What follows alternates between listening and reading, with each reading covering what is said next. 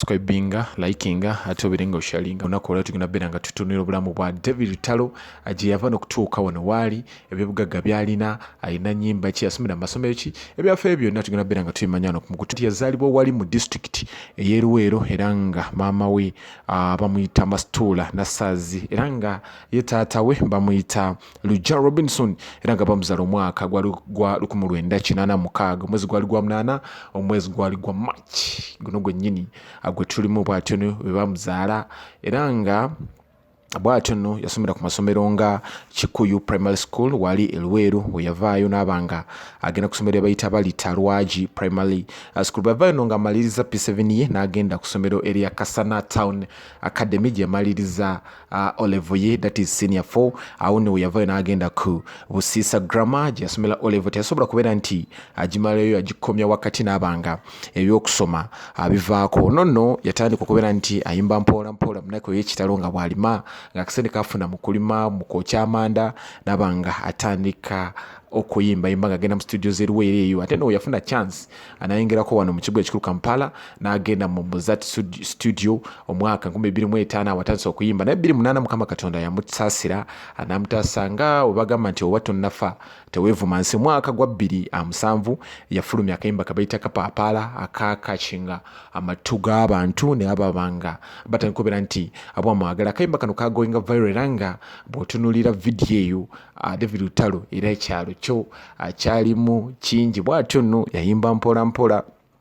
okutasamuka utassa mwoyo n'abanga ekintu akikwasaganyiza ddala mpola mpola n'okutuuka wano waali ku akayimba akaliko kabayita Amboona. Ono nno yafominga ekibiina bw'atyo mpola mpola kibayita The Airs oba kiyite Wakayima n'abanga omuziki akukwasaganyiza ddala mpola mpola. Twali tuli awo n'afuna kulabu ez'enjawulo eri abayimbi ab'enjawulo omuli Good Life akayimba kayo kebayimba kebayita Elena nga bali wamu ne Wizo Manizo kale ku Muza Radio ayina alimba ne Maro ayina ennyimba ne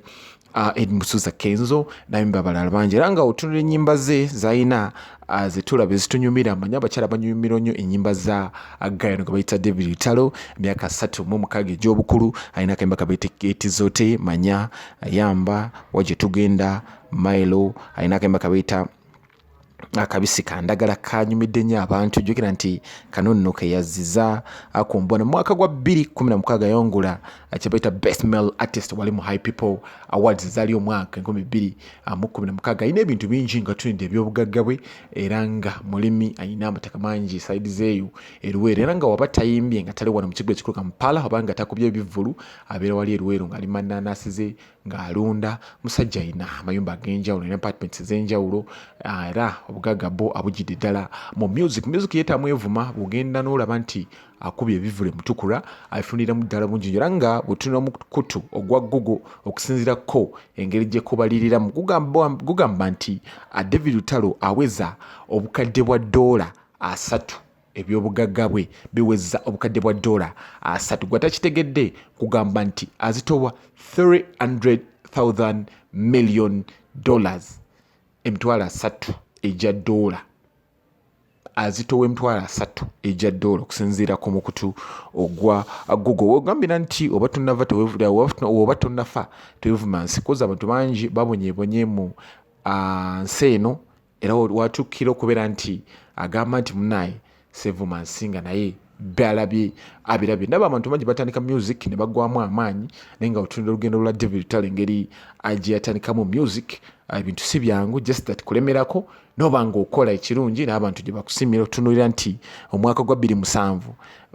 yakuba akayimba kapapa naye yali takimanyi nti oba kanakola yakakubira mu Muzati studio era nga right now tebakyali naye akola ne Elyatto producer woyo mulungi ya producinze akayimba ka Forever